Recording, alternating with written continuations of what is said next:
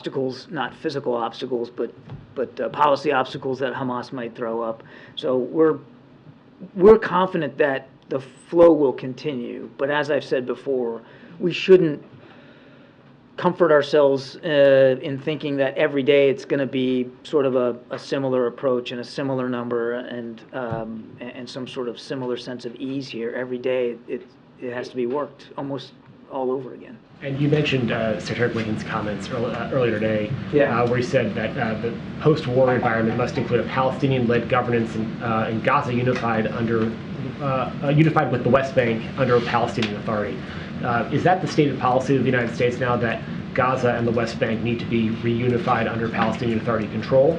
And separately, the Israeli government has said that they again said today that we can come up with the mechanism that's appropriate, suggesting that they control what is the final governance structure in Gaza. So who controls what will happen in Gaza? Is it the United States? Is it Israel? Is it the Palestinian people? It's, as the Secretary said, we want to make sure that Gaza and the West Bank are for the Palestinian people, and that they have a vote, they have a voice, that they get to be the determining factor in what governance looks like, where they're living, in their homes.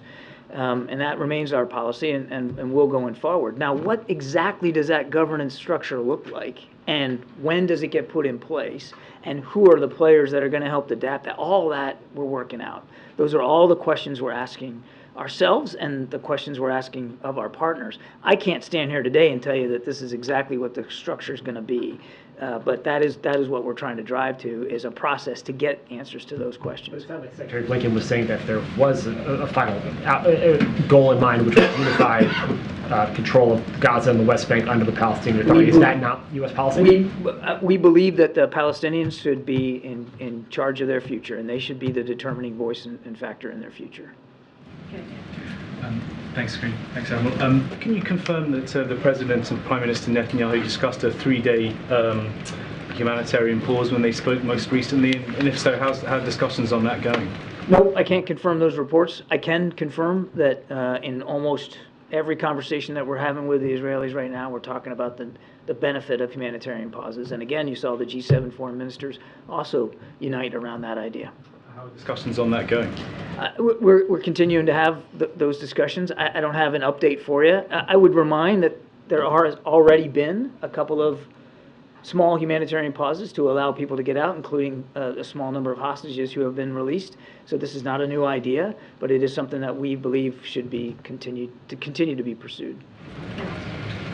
The Secretary of State in his comments today also referred to a, quote, transition period after this conflict. Could you expand on that and explain what does a transition period look like to this administration? I think he was referring to this idea that, and it came up yesterday, where Prime Minister Netanyahu talked about an indefinite period where they would be on the ground. I think he was referring to the idea, the fact that in the immediate aftermath of conflict, it's certainly plausible that for at least some period of time, Israeli Defense Forces are still going to be in Gaza to manage the immediate aftermath and the security situation.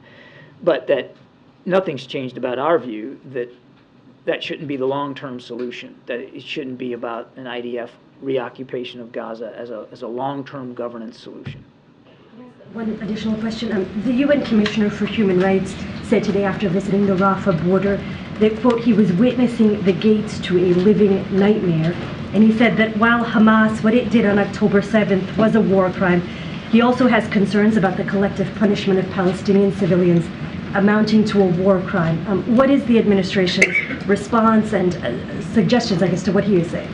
Well, again, without responding directly to every comment made by every official around the world, I would just tell you that we're watching these events as closely as we can, of course. We're in constant touch with our Israeli counterparts. We're not going to react to every event on the battlefield, but we are continuing to stress to our Israeli counterparts, and you heard that from Secretary Blinken as recently as today, to stress to them to be as cautious, careful, and deliberate as possible, and to avoid taking civilian life as much as they can in the prosecution of these operations. Now, you had asked me yesterday about Golan Heights, so. About it earlier too, but go ahead. I know. Please. So I just wanted to be fair here. There's been no change in our position on the Golan Heights. I think Secretary Blinken talked about this back in February of 21. No change in our policy. And, as long as the situation in Syria remains as it is, we understand that that Israel has legitimate security needs there in the Golan Heights. So no change, no policy change. Good, Steve. John, is the Palestinian Authority capable of running Gaza now, once the fighting dies down? I don't know that, again, we've got a final solution here on how Gaza will be governed, Steve. And obviously the Palestinian Authority would have to be a part of that discussion from the get-go, and as well as with other regional partners. But I just don't know that we've got that solution set nailed down. What we do believe, as Secretary Blinken said, that the Palestinian people should be in charge of their destiny and their future. And when you're trying to get American hostages out, how does that process work? Are you in direct contact with Hamas? We don't have direct communications with Hamas, but some of our partners do, and they've been helpful in that regard. But any progress to note? I have no specific progress to announce or speak to today, other than that we continue to be focused on trying to get all the hostages out, certainly the American citizens that we know are being held, but all of them. And in order to do that, as we saw with the first 4 that got out, 2 Americans and then 2 Israelis a couple of days later, there was enough of a pause in the fighting to allow for their safe passage, and that's what we're trying to get cemented, is an agreement for as many pauses as might be necessary to get all of them out. But it's a delicate negotiating process, and we're still working at it. Thanks, Karine. So on that note, John, and thanks for coming again, by the way, should we be thinking about humanitarian pauses in the context of hostages? Because you referenced, the last time the Prime Minister agreed to some, it was to allow hostages out. Or are there other factors, getting more aid in, etc.? I mean, how should we be thinking about this? Because every time it's happened so far, it's for the hostages alone. I would recommend you think about it in terms of all of the above. I mean, obviously, one of the most urgent, pressing needs is to get the hostages, to get their release secured, get them back with their families. That's key priority. But it's also a priority to get aid in, and also to allow for people who aren't hostages to find a way out of Gaza, or ways out of Gaza. So it's all of the above, but the key focus right now is definitely on hostage release. So is the lack of humanitarian pauses a factor in why hundreds of Americans are still stuck there? There are lots of complicating factors to the earlier question I got about why we haven't seen more movement over the last 24 hours. And the need to be able to cross Rafah safely without fear of coming under fire is certainly one of those factors. Thank you. Just to follow up on that hostages, Israeli government sources tell ABC News that Israel won't accept the release of 10 to 15 hostages, that it wants a bigger group, close to 50. Is that a position that the White House agrees with? I am not going to negotiate in public. Can you talk a little bit more about what demands Hamas is making to release these hostages? What is being asked for? I know you're not in direct contact. Any guidance you can give on what? Again, I'm really not going to get into negotiating it in public. We have a way to communicate with Hamas. We're using that way, and we're doing everything we can to get these folks back with their families. But I think you can understand that I could be putting all that process at risk if I start talking about the negotiating stance of one or another partner in this. And just any sense of proof of life, that anything you can give us as far as how you would know that these hostages are alive right now? I am not aware of any specific proof of life for specific hostages, to include the small number of Americans that are still being held hostage. We don't have any indication to the contrary that they aren't still alive, and so we're certainly operating under that assumption. John. Thank you, Karine. Admiral, it's been a few days now since the leader of Hezbollah delivered a speech that sought there may be prompt some more violence in the northern front. Have you been, over the last few days, have we seen any, has the U.S. tracked any escalation there? What do you expect? We've seen some rocket attacks from southern Lebanon into northern Israel, but we have not seen some sort of wholesale effort by Hezbollah to join this fight or to open up a quote-unquote second front. And as a follow-up, is there a sense as to what sort of role at the moment Tehran might be playing, sort of any sort of communication with the forces there in the north? You mean Hezbollah forces? Well, I mean, aside from the fact that they continue to resource train and provide capabilities to Hezbollah, I'm not aware of anything overt that I could speak to today. But I mean, I don't want you to take away from that we're sort of blind to the fact that Hezbollah is supported by Tehran. Thanks. John, we're reporting that Qatar and Egypt are negotiating some kind of deal with Hamas to release up to 15 hostages if there is a 48-hour humanitarian pause. Is that something the U.S. would support, or? I just got that question. I'm not going to negotiate in public. And can you talk, I know you talked about the universe of hostages. How much does the U.S. know about who they all are? Do you feel like you know sort of how to identify who all these people are? Who the American hostages No, are? I mean the entire group of hostages. Are you confident in who they are, where they're from, who these people are?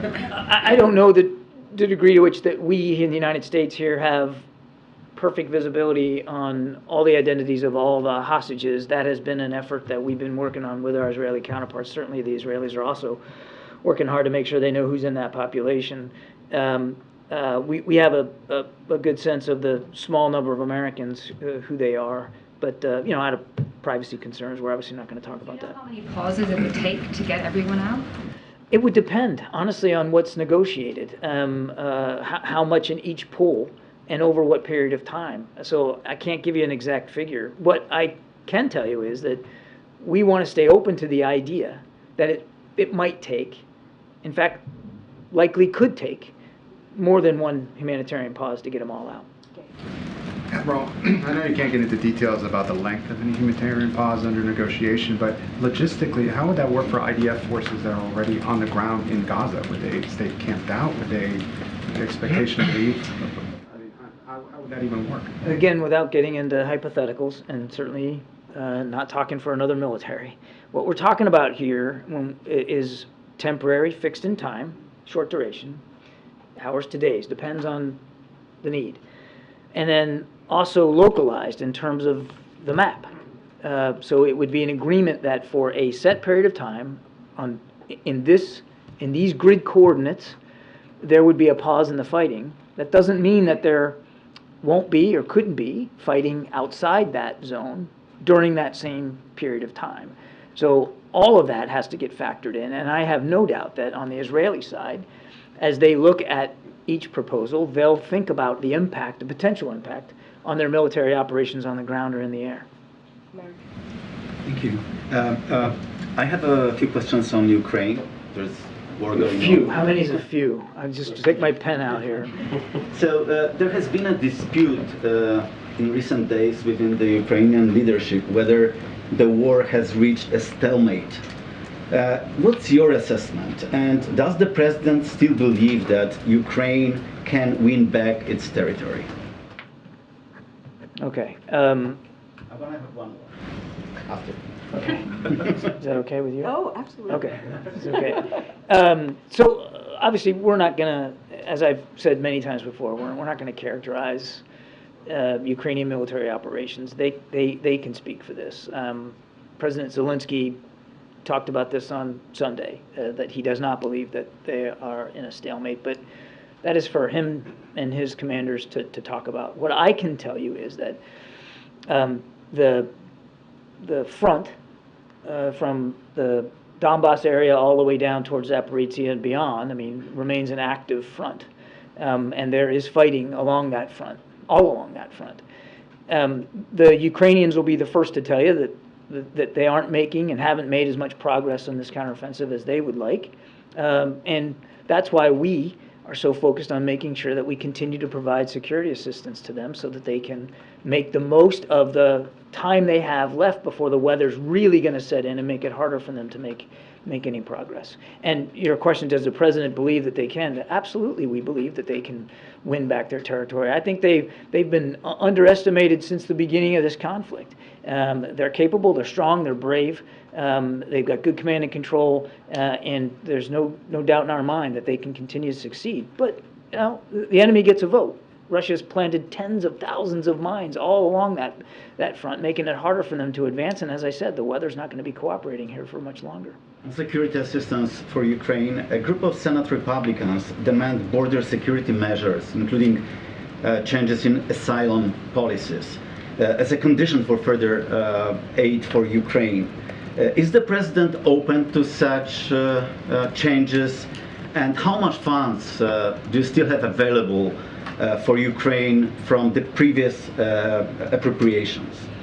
On your first question, I would just say that the reason why the president included border security funding in the supplemental is because he agrees that we need cooperation from Congress to improve our capability at the border. And if they are serious about wanting to help with border needs, then pass the supplemental request that the president submitted. And as for the money that's left, what I can tell you is that roughly of the total funds that have been provided to Ukraine since the beginning of the war, which is in excess of $60 billion, and that's not just security assistance, that's economic and financial assistance, humanitarian assistance. We've gone through about 96% of what's left, and greater than 90% of security assistance, replenishment funds, have been expended now. And the Defense Department is down to about $1.1 billion of replenishment money left as we head into the wintertime. So, as I've said before, the runway is getting shorter, and that's why we need that supplemental request approved. That was a few. If I could, thank you. UN Chief Antonio Guterres today was talking about the number of deaths that have occurred in Gaza, and he said that there is something clearly wrong in the way the Israeli military operations are being run. Does the U.S. agree with that assessment? Again, I'm not going to armchair quarterback this fight from this podium. We're not going to react to every event, every strike on the ground. We are going to continue to provide Israel with what it needs to defend itself and to go after Hamas leadership. And we're going to continue to urge them, as you heard Secretary Blinken say today in Tokyo, to urge them to be as cautious and deliberate when it comes to civilian casualties as possible. We recognize that many, many thousands of Palestinians have been killed and wounded in this conflict. And each one is a tragedy. We grieve and mourn with each family that is grieving and mourning. And that's why we're going to continue to stress that the law of armed conflict be fully and completely complied with.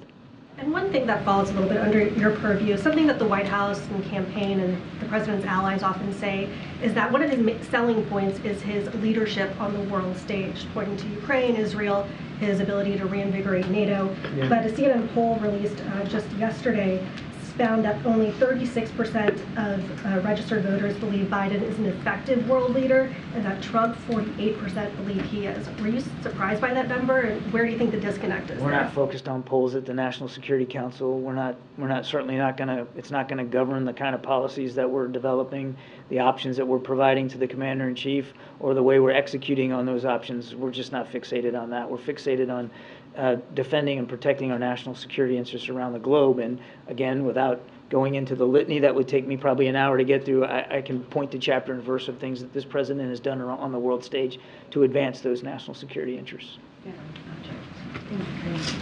John, does the president think that Israel's plan to oust Hamas is achievable militarily?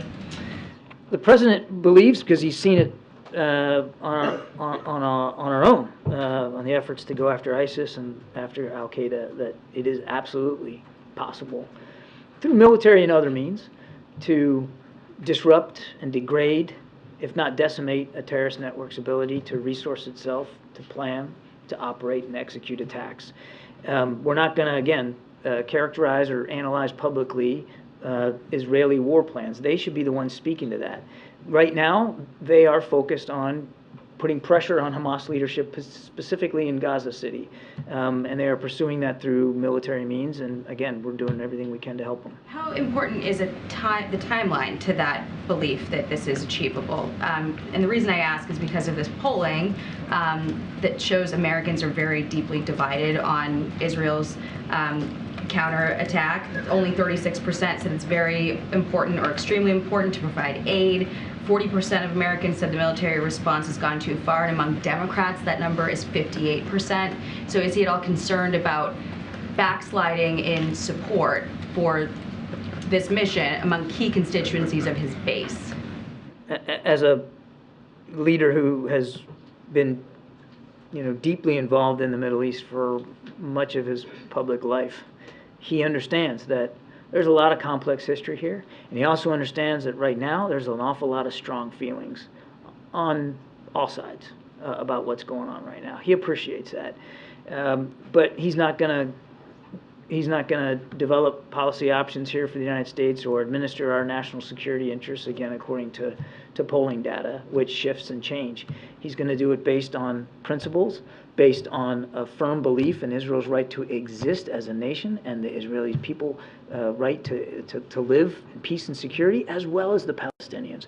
And that's going to govern how he makes his decisions with respect to protecting our national interests, to include, Jackie, his firm belief that in the promise of a two-state solution and how we can't abandon that. Will we send American troops into Gaza to get American hostages? There are no plans to put American troops on the ground in combat in this fight, and we are pursuing a series of steps, largely through negotiations, to get our hostages out.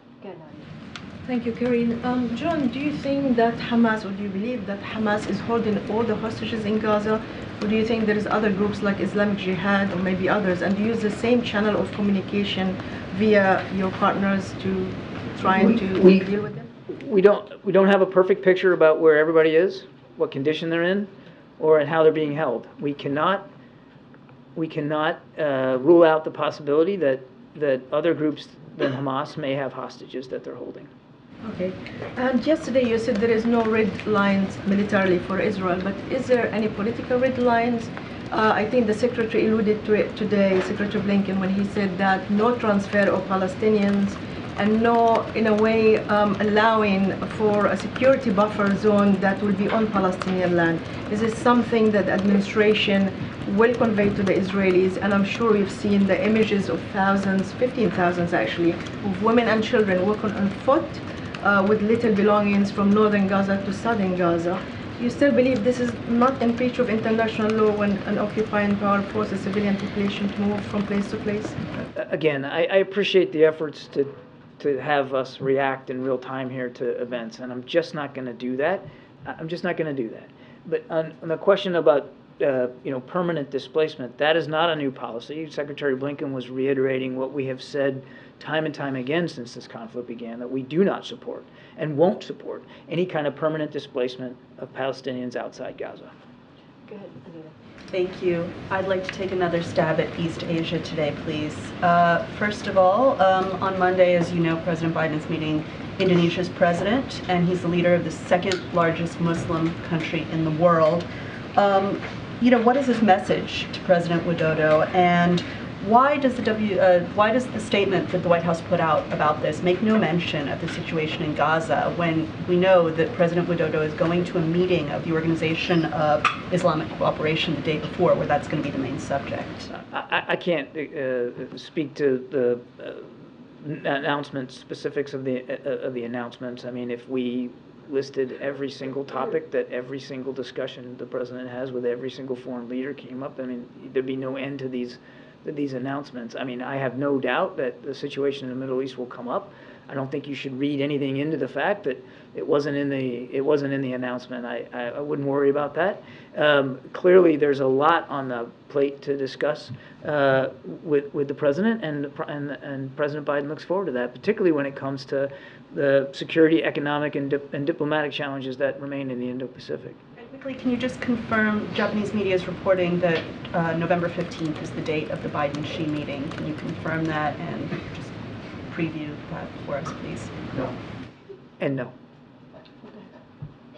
I wanted to ask you again about the civilians living in Gaza. You've talked about your pushes for a humanitarian pause and that you don't support permanent, what did you call it, permanent displacement of those civilians outside of Gaza. That's right. Can you lay out what the U.S. position is then on protecting these civilians from these airstrikes or from other Israeli military operations, given that what the U.S. position is on protecting these people when they have nowhere else to go?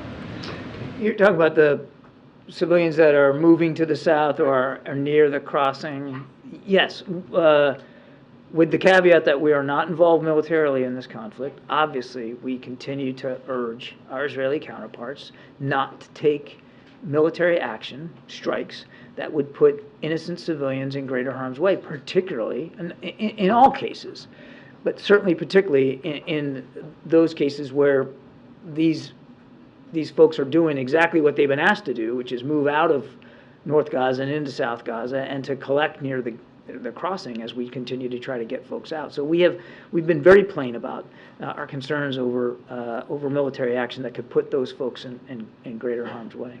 Are you putting any pressure on neighboring countries to take in Palestinians fleeing Gaza temporarily? I know you said you don't support permanent displacement, but what about a temporary solution?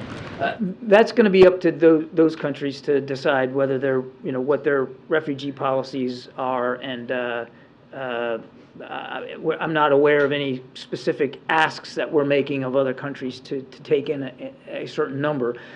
We understand that most people, most Palestinians, they don't want to leave. I mean, it's home, and we know that some of them are worried that if they were to leave, that they might not be able to go back in. It's not the most pressing issue right now is the internal displacement of more than 1 million. I think it's like 1.5 million right now, and making sure that they're as safe as possible. To your first question. But I'm not aware of any specific discussions we're having with other countries about refugee resettlement. Thank you. Yes, ma'am. Thanks, Karine. Admiral, thank you. 2 questions. First, on the Middle East, understanding that it's been closed for security reasons, can you say when you think Rafah will reopen fully? Well, I mean, it remains open for stuff getting in. As I said, 80 more trucks overnight, which is a good thing.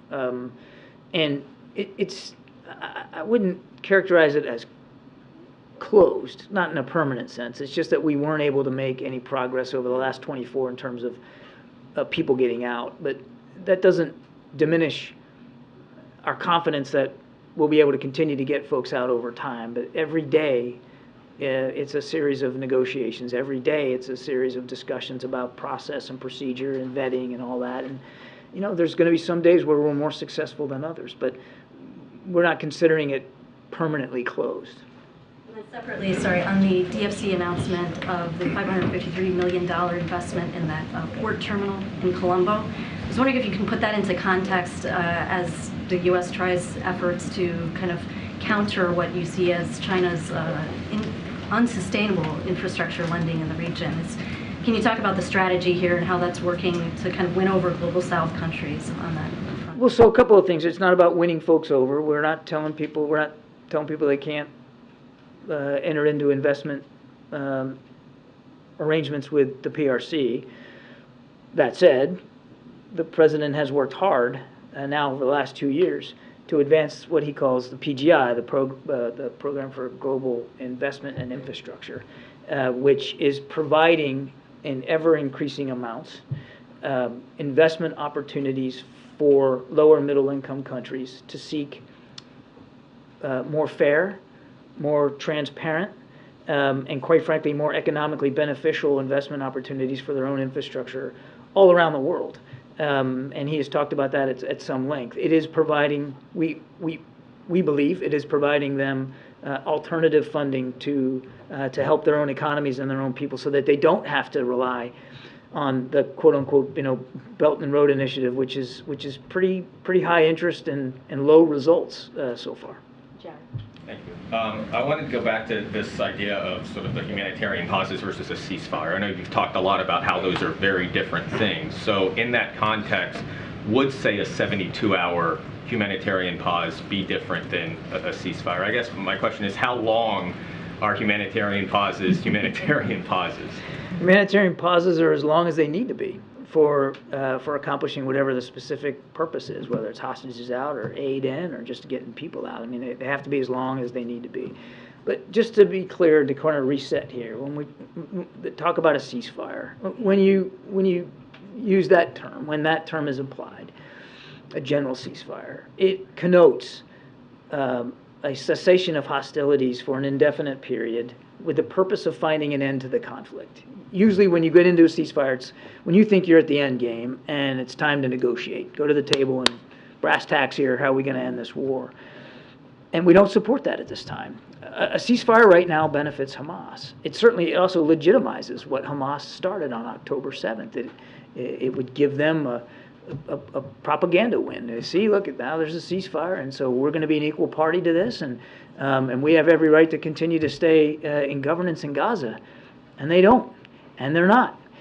So a ceasefire not only gives them time to plan and execute, but it legitimizes what they started on October 7th. And that's unacceptable to President Biden. It's certainly unacceptable, understandably so, to the Israeli people. A pause is, as I said, temporary, localized, specific purpose. Jenny. Thank you, Karine and Deputy John. I have two questions. Secretary Blinken and Defense Secretary Austin visit to South Korea and hold talks with their counterpartners.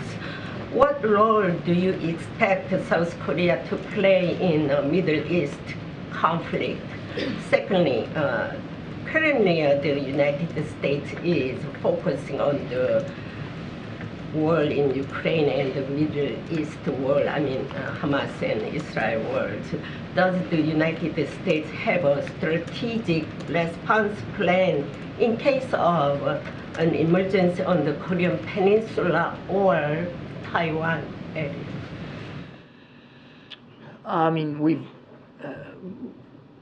We always strive to be prepared for contingencies on the Korean Peninsula and in the region. And the President has devoted a lot more energy and effort and resources to making sure that we can meet our security commitments to the Republic of Korea, including additional training and exercise events, improving our intelligence collection capability off the peninsula, and of course maintaining a very robust military force in the Indo-Pacific, naval, air, and ground.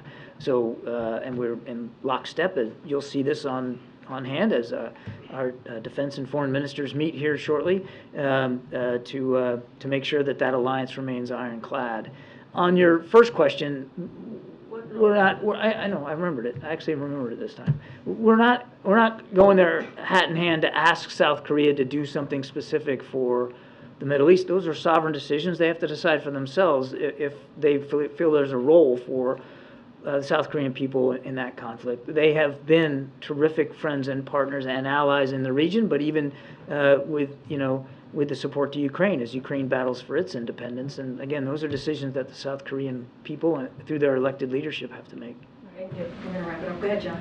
Thanks a lot, Karine. John, you mentioned earlier that the administration is in constant touch with your Israeli counterparts. Do the Israelis update you, apprise you of the progress that they are making in this conflict against Hamas? Yes. And those conversations, are they with diplomatic officials, intelligence officials, military officials? Can you give an update about who your counterparts are when you talk about that? It's all of the above. And next week, the APEC summit, it's taking place while two conflicts are ongoing in Ukraine and also this war between Israel and Hamas. How important is next week's APEC summit given all of that that's going on?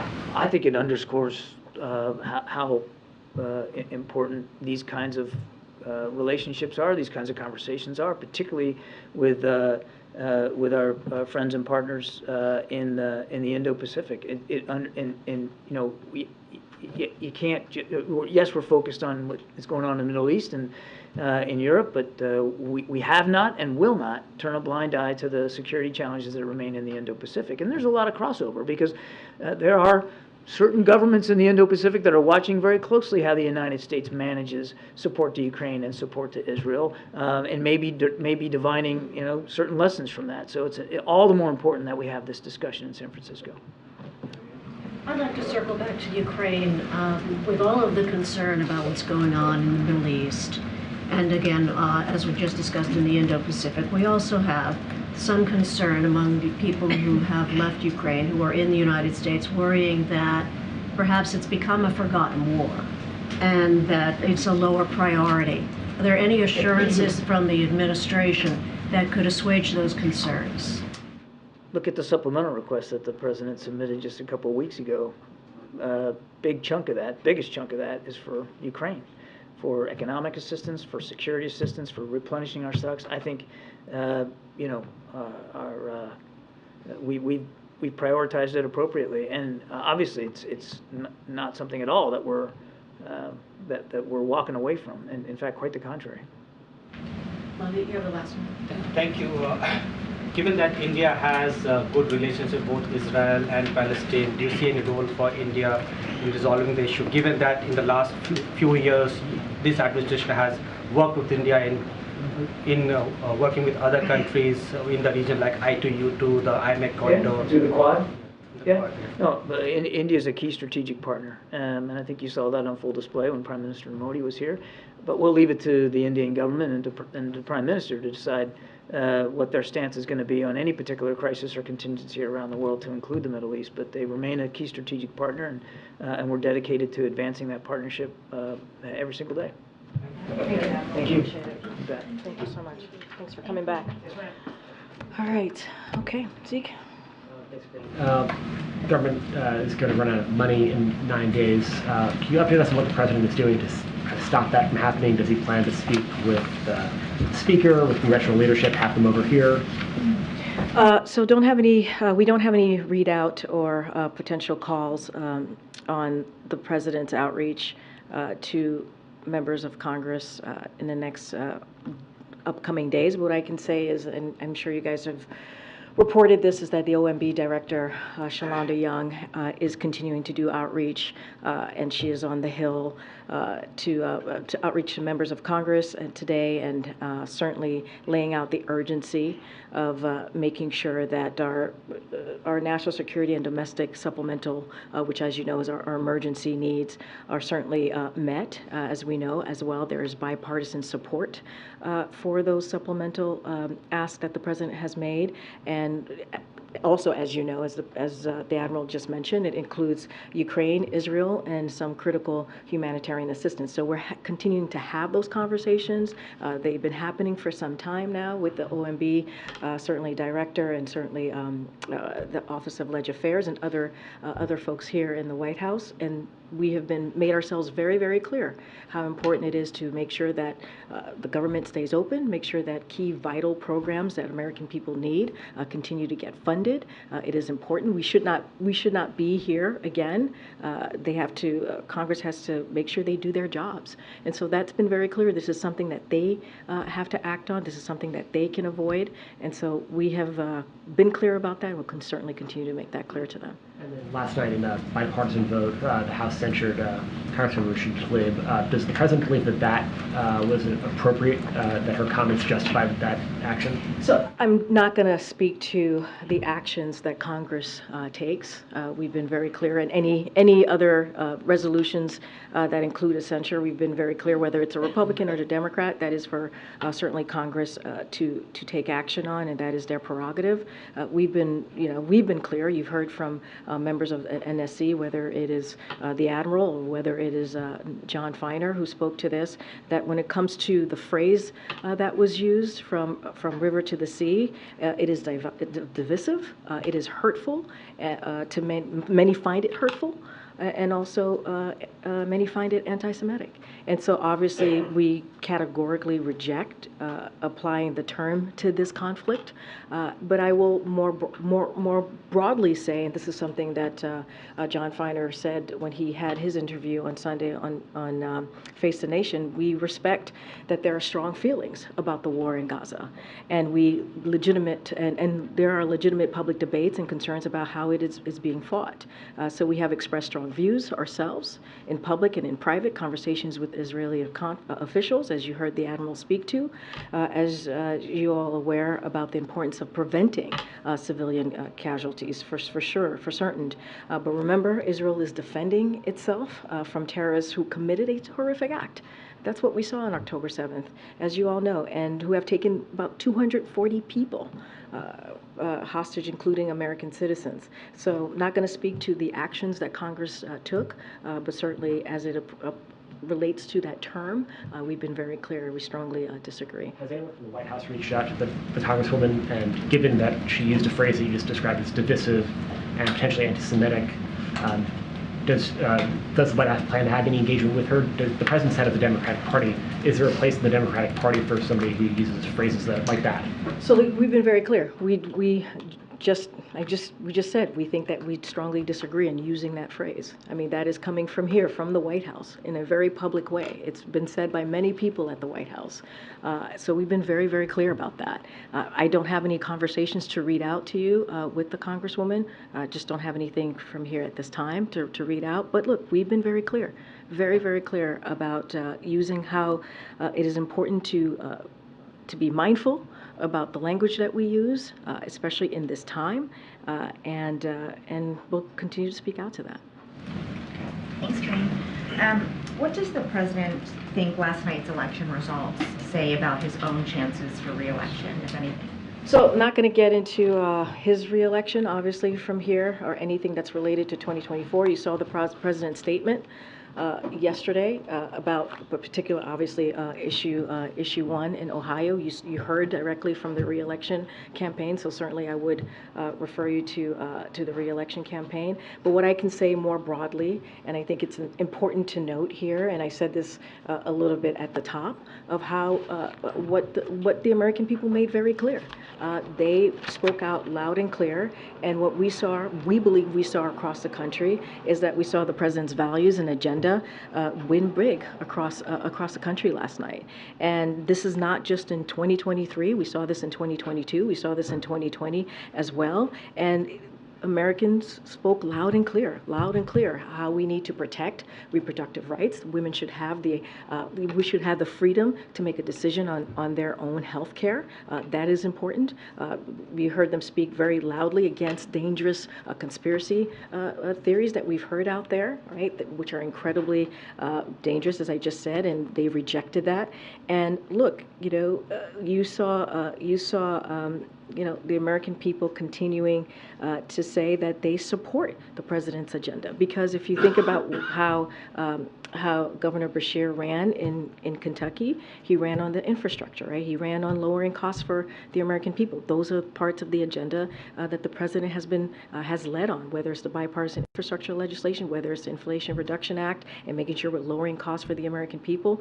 This is the president's agenda that was on the ballot clearly, and the American people spoke very clearly about it. And then just secondly, on the Israel war, the Israel-Hamas war, the majority of the Democratic caucus has sent the president a letter asking for reassurances that Israel has a viable plan for defeating Hamas and that U.S. military aid will be used in line with humanitarian law, among other things. Has the president responded to these Democrats? And is he prepared to offer those assurances now?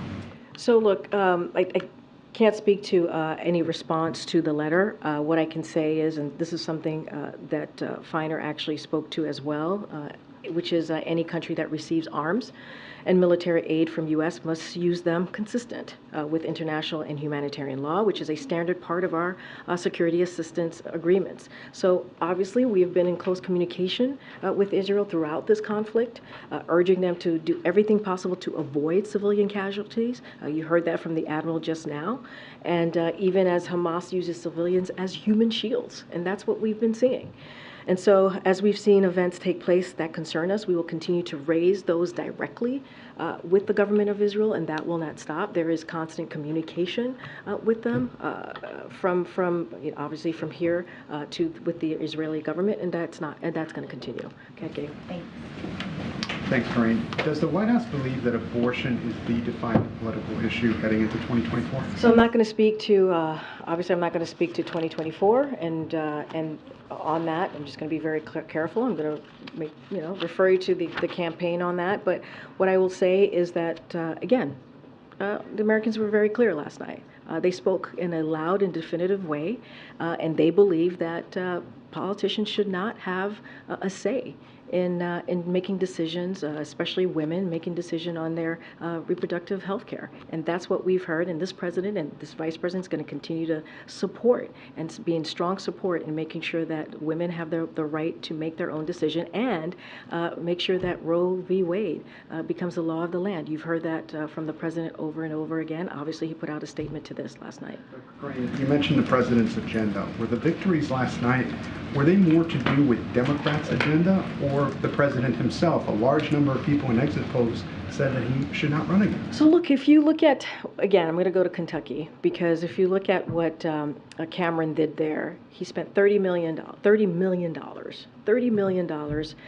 trying to connect the governor of Kentucky, Beshear, to the president, right? And he called it a Beshear-Biden agenda. $30 million.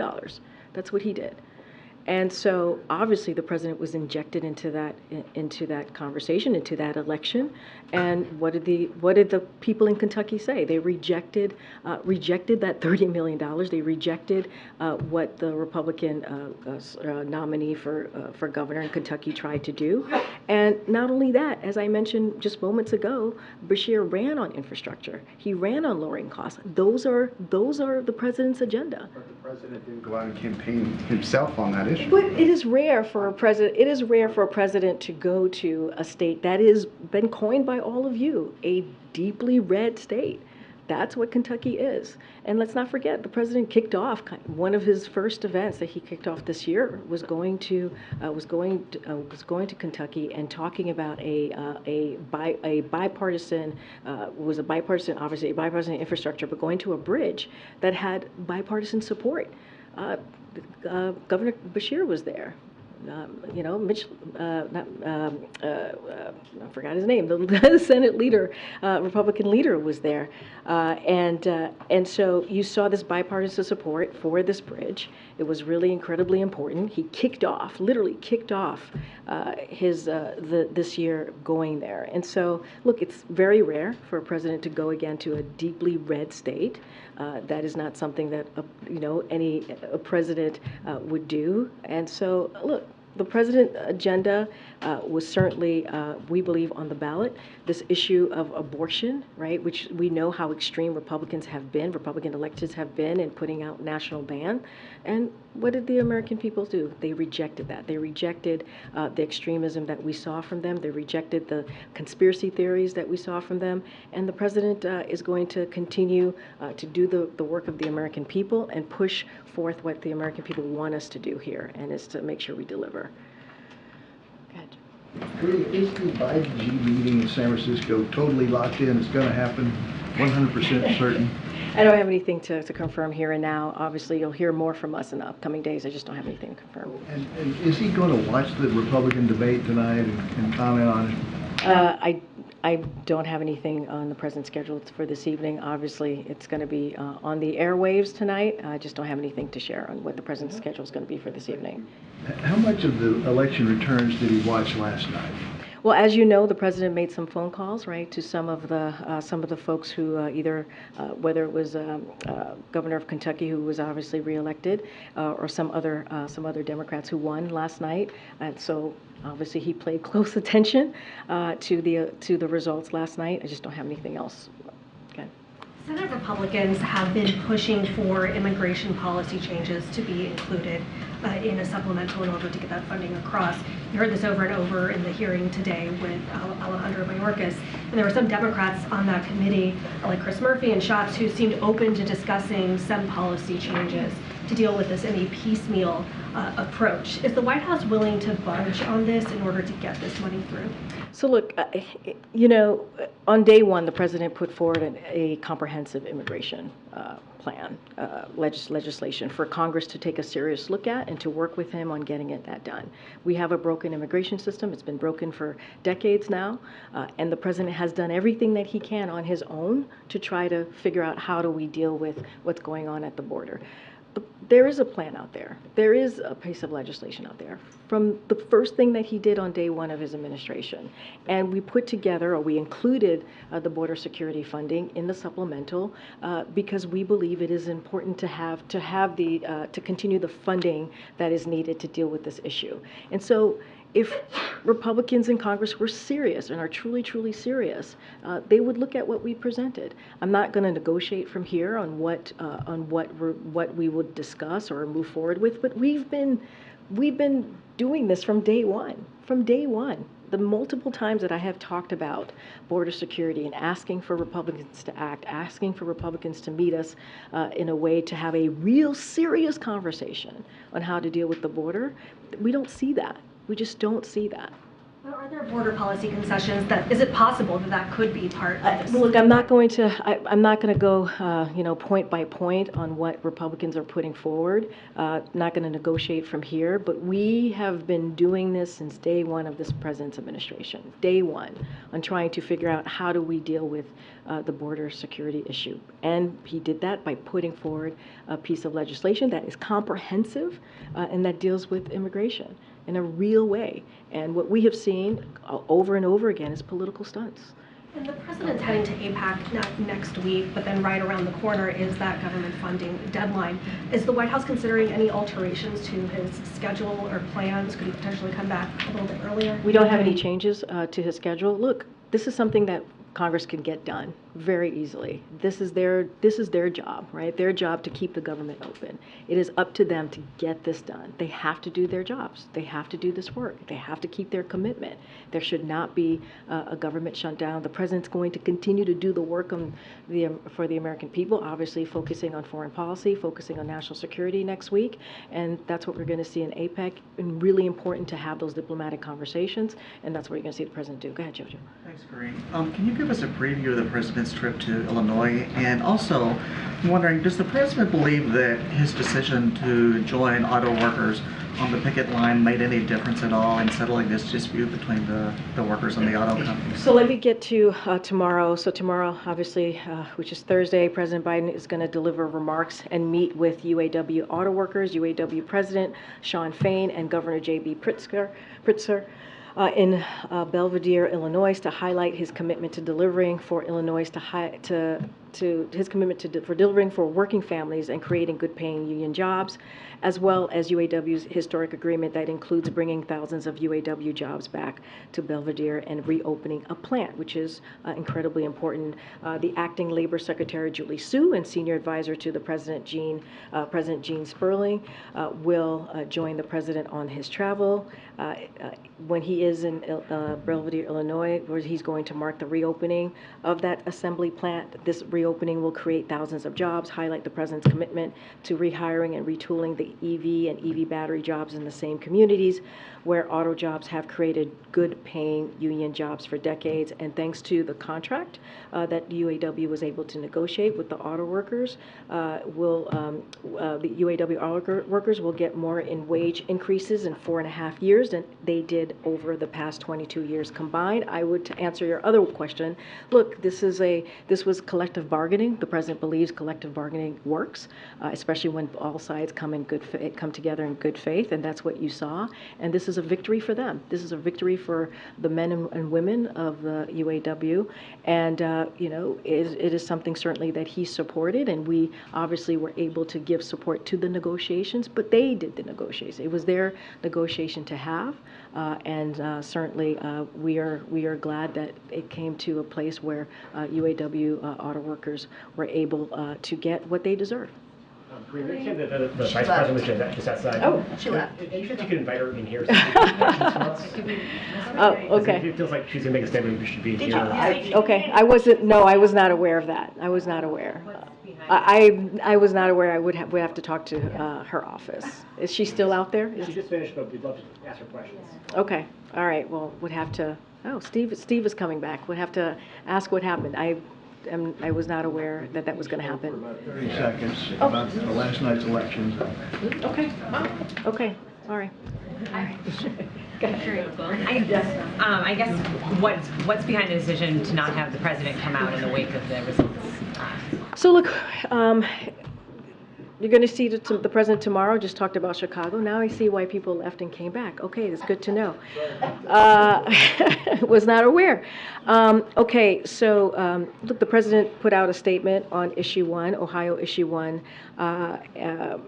Yesterday, as you all know, Ohioans voted decisively to protect the access of reproductive health care in the state constitution, and so that was important. I mentioned that he spoke to Kentucky governor. He also spoke to Congressman-elect Gabe Amo and Philadelphia Mayor-elect Sherrell Parker, so that was important. And of course, the campaign spoke to this as well today. You're going to hear, you're going to hear from him tomorrow. He'll certainly speak to this tomorrow. I just don't have anything more on his schedule today. But look, this is last night was an important night. I think important night for the American people. Like I said, they rejected these extreme policies that we have seen from the Republican Party, and also they lifted up the president's agenda, the president's values, and that's also important because what the president has been trying to do from day one is deliver for the American people, whether it's infrastructure, whether it's lowering cost for Americans, whether it is making sure that we protect our democracy. Those are the things that the president has been steadfast on, and this is what we heard from the American people in an overwhelming way.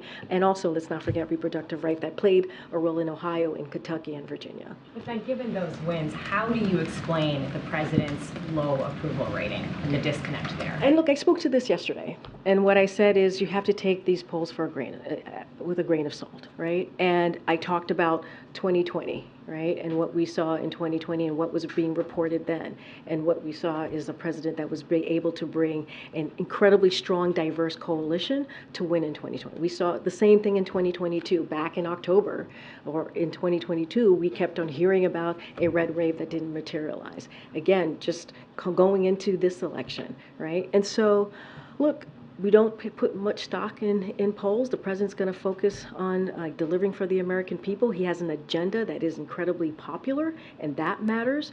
And that's going to be what the president's going to focus on. How do we continue to deliver for the American people? And that's the focus. Okay. So Senator Tuberville doesn't look like he's budging anytime soon on the Department of Defense nominees. Republicans met yesterday, and he wasn't moving. Does the White House believe that the Senate's going to need to change the rule in order to get the 400 or so?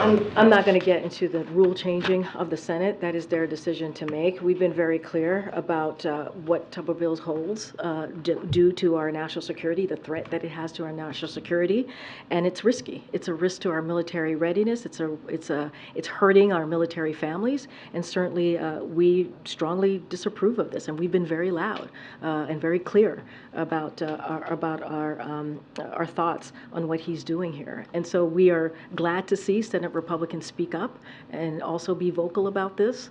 Look, we need him to stop blocking these nominees, and we need them to get confirmed very quickly. And we need him to stop playing political games here. We should not be playing political games with our military. That is not how we should be moving forward here. Okay. Okay. Good. In the back. Ohio voted to legalize marijuana last night. Does the Biden administration support that vote, and do you feel that marijuana restrictions should be loosened on the federal level? Look, the president put out his stance on marijuana about a year and a half ago. Nothing has changed there, and so I will leave it to the people of Ohio to decide on how they're going to move forward with their own constitution, but I'm just not going to speak to it further. We've been very clear.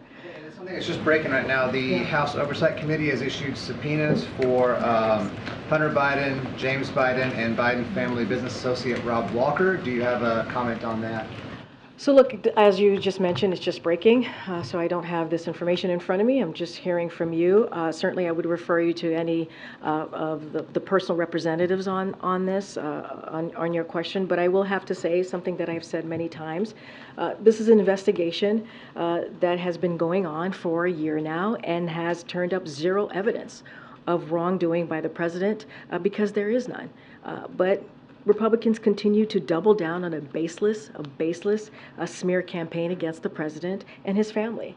Instead of being focused on the American people's needs, what they're asking for, what is it that they really truly want us to focus on, they continue to double down on this. And there are a lot of important issues that we need to deal with, not just us here in the White House, but also Congress, national security, the economy, healthcare, gun violence. That's what we should be focusing on. But they continue to try to smear this president and his family on a baseless investigation.